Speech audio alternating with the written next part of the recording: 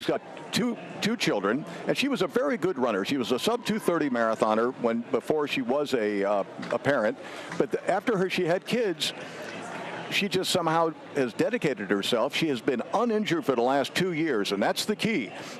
Just stringing uninterrupted weeks of training on top of one another. And she's also got this new belief in her ability to kick to the finish.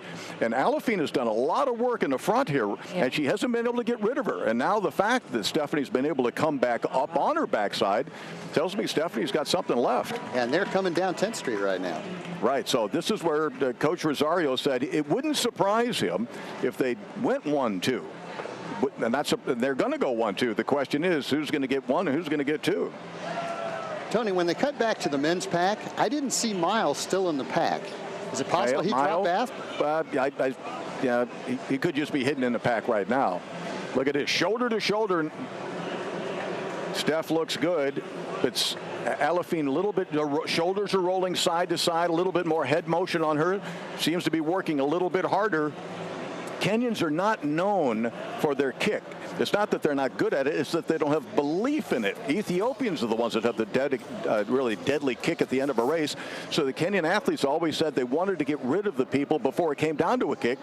And Steph, I don't know, shoulder to shoulder training mates. They know one another intimately. They've been doing Peachtree specific workouts over the last couple of weeks.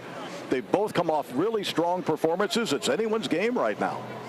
Can we just marvel at the physique of both of these women for a moment here? Yeah, I mean, they're not strong women. Yeah, and Steph has got 2 kids, and now she's eased in front. And again, she's just been just on the rise for the last couple of years. She was a good all-arounder. She was a good, solid athlete, but her consistent training has really been the difference. She was 10th at the London Marathon this April. That was a big performance, and now she's stretched that lead. Alfine's kind of decided, I'm getting 2nd place. It really looks like that.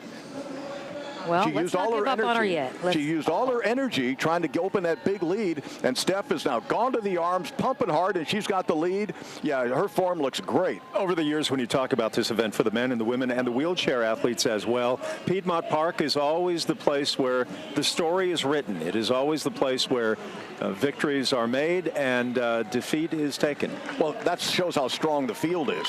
You know, it's hard to get rid of that many good people. But Stephanie Bruce, 34 years of age, Northern Arizona elite.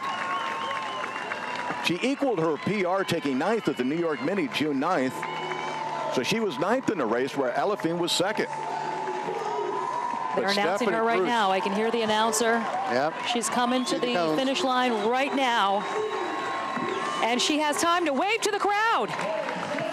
32:20 on the clock, 32:21 unofficially. Good for her. What an effort. Alafine, 32:28. Are you surprised? Yes and no. No, I mean, she was one of the favorites. I thought she was going to get either 1st or 2nd, and she got 1st. I thought Alafine was on a roll, was hot, was coming in. She was 2nd to her 9th just last month in the same race in New York. But Stephanie really got the job done. I am amazed. And Alafine, her time was better today than it was last year when she won the Peachtree. Yeah.